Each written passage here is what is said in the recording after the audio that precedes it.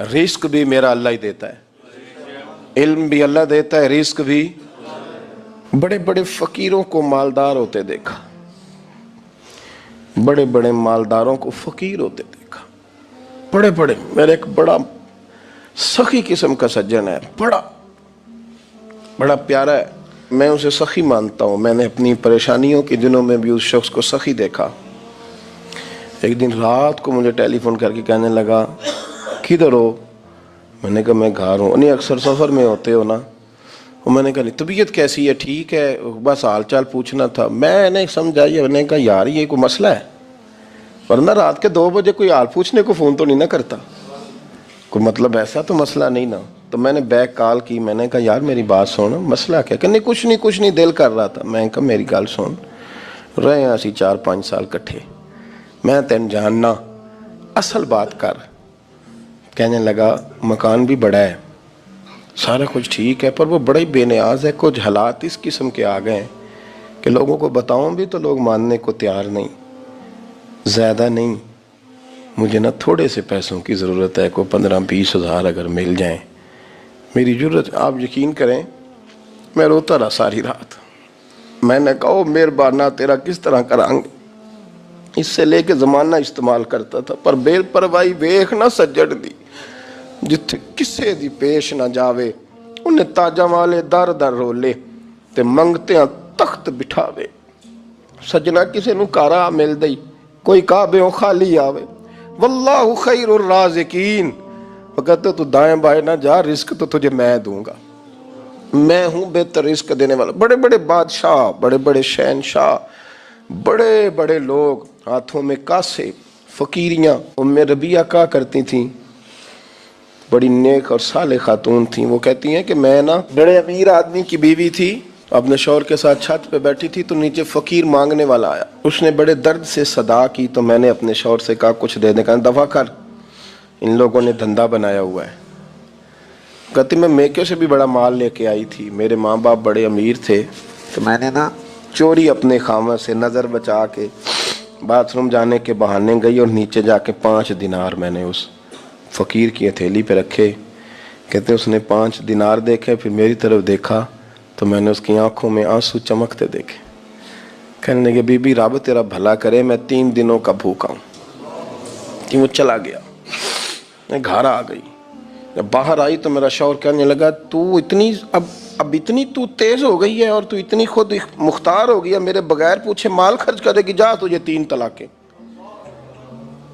कहती मैं बालदार और वज़ादार बाप की बेटी थी, तलाक लेके घर आई तो मेरा बाप टूट गया, चारपाई पे चला गया। ओहो ये क्या बन गया।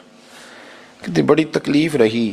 1-2 साल के बाद मेरे अब्बा ने मेरी शादी कर दी। अब जिस शौहर के पास गई वो बड़ा नेक था, परहेजगार था, अल्लाह ने बेहतरीन सिला दिया। कहती छत पे बैठी थी, दरवाजे पे फ़कीर आया तो मैंने शौहर से कहा कुछ दे दूं? कहने लगा 5 ना देना, 15 देना, 20 देना, मैं फ़कीर हूँ, मैंने फ़क्र से दौलत देखी है, इसे खाली ना लौटाना। कहती है कि मैं नीचे गई और जब मैंने उसकी तरफ दिनार बढ़ाए तो मेरी चीख निकली, पैसे फेंक के मैं बेहोश होके गिरी। मेरा शौहर ने आके उठाया, अंदर ले गया, पानी मुंह पे छिड़का। कहने लगा तुझे क्या हुआ? कहने लगी ये जो मांगने आया ये मेरा पहला शौहर था, वही था जो कहता था कि तू 5 दिनार दे आई है, जा तुझे 3 तलाकें। पढ़ो ना हदीस पाक, मेरे नबी पाक अलैहिस्सलाम ने फरमाया एक बंदा गंजा था। गंजा कोई तरतीब आगे पीछे हो जाए तो मफहूम के लिहाज से, लेकिन मैं मफहूम उसका वाज़े करता हूँ। एक गंजा था, कोई शय नहीं थी, सर पे बाल भी नहीं थे, रोया करता था। अल्लाह ताला ने फरिश्ते को भेजा, तुझे क्या चाहिए? तो कहने लगा बाल आ जाए और थोड़ा माल आ जाए।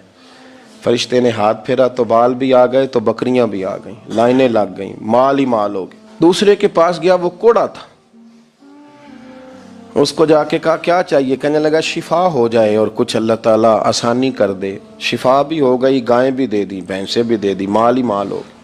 फिर एक के पास गया, वो अंधा था, तुझे क्या चाहिए? उसने कहा आंखें मिल जाए और कुछ साथ अल्लाह माल दे दे। ऊँट ही ऊँट हो गए।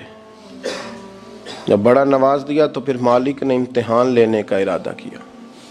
यारी तेरी सोना है पर आजमाइशां भी तेरियां अग آزمائشاں تیریاں، صحیح کہہ رہا ہوں، آزمائشاں تیریاں یاری تیری سونا ہے، پر آزمائشاں تیریاں اے سونا پرکھیا جاوندا ہی پہلو نال لگاں دے لگ۔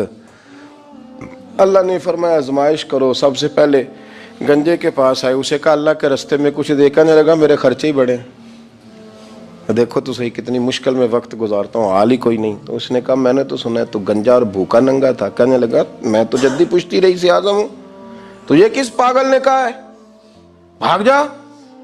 اس نے کہا اچھا جیسے تو تھا ویسے ہی ہو جائے۔ کھیت کھلیان اجڑ گئے، پھر سے گنجا ہو گیا۔ حضور علیہ السلام فرمانے لگے، پھر وہ اس کے پاس گیا جو کوڑا تھا، اسے کہا کچھ دے، کہنے لگا خرچے ہی بڑے۔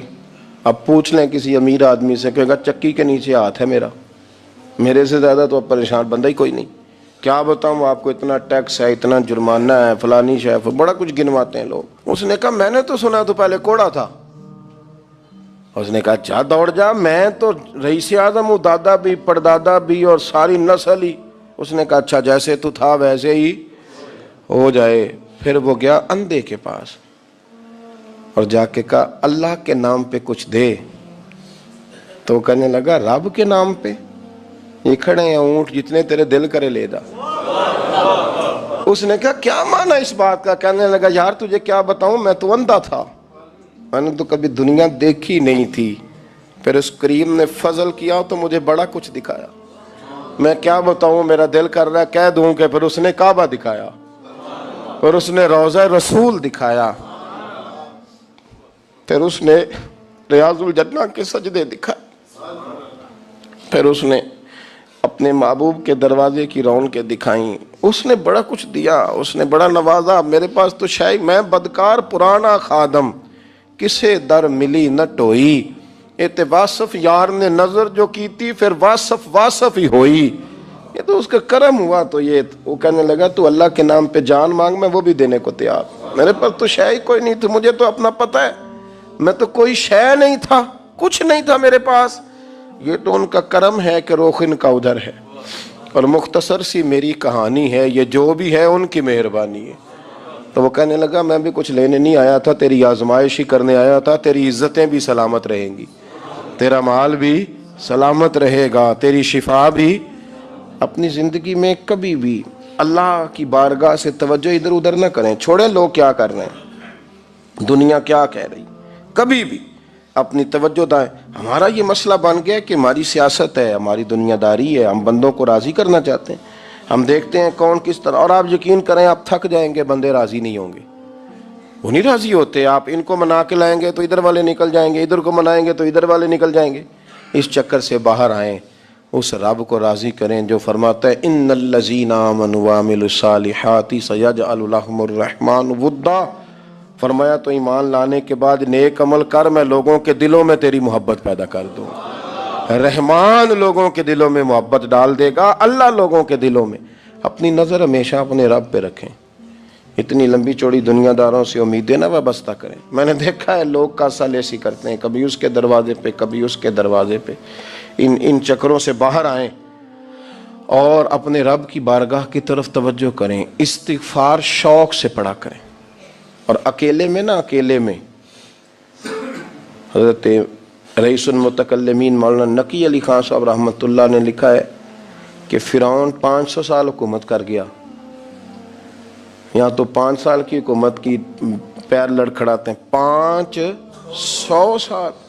فرماتے اصل وجہ یہ تھی کہ دنیا جب سو جاتی تھی نا تو اوپر چادر لے کے تو مصلے پہ بیٹھ جاتا تھا اور ہاتھ باندھ کے کہتا تھا رب تو ہی ہے، میرا پردہ نہ کھولنا، مالک تو ہی ہے، کرم نوازی کرنا، میری پکڑ نہ کرنا۔ وہ بے ایمان ہو کے اگر 500 سال ہاتھ باندھے تو گزارا کر لیتا ہے، تو ایماندار ہے، پر مسئلہ یہ ہے کہ تو رات کو بکل مار کے ہاتھ نہیں نہ باندھتا، تو منت نہیں کرتا، تو استغفار نہیں کرتا۔ توبہ کریں تو بچے رہیں۔ وہ اتنی لمبی حکومت کر گیا چونکہ رات کو کہتا تھا مالک رب تو ہی ہے، لیکن مہربانی فرما، میری پکڑ نہ فرما، تو اللہ نے تو اس کو مہلت دے دی۔